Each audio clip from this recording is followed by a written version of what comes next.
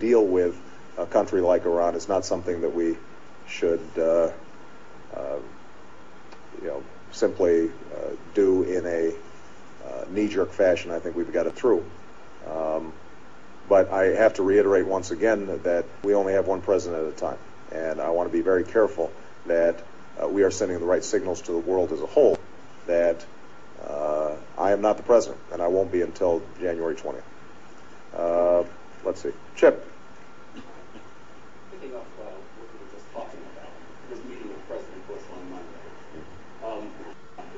When you disagree with decisions he makes, will you defer? Will you challenge? Will you confront? And if it becomes confrontational, would that rattle the markets even more? Well, President Bush graciously invited Michelle and I to meet with him and First Lady Laura Bush. We are gratified by the invitation. I'm sure that in addition to taking a tour of the White House, there's going to be a substantive conversation between myself and the President. I'm not going to anticipate problems.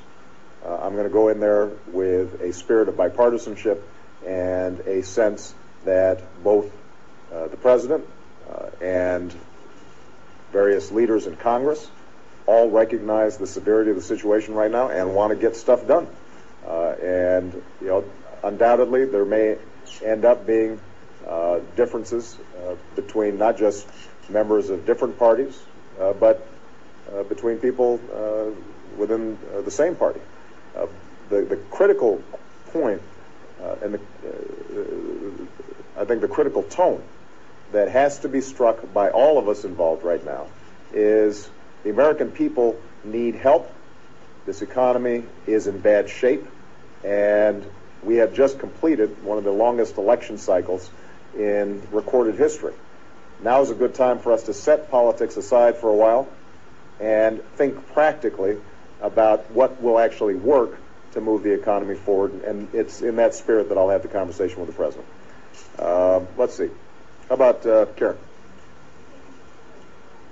With the country facing two wars and a financial crisis, do you think it's important for you to move especially quickly to fill key cabinet posts such as Treasury Secretary and Secretary of State? When we have an announcement about cabinet appointments, we will make them.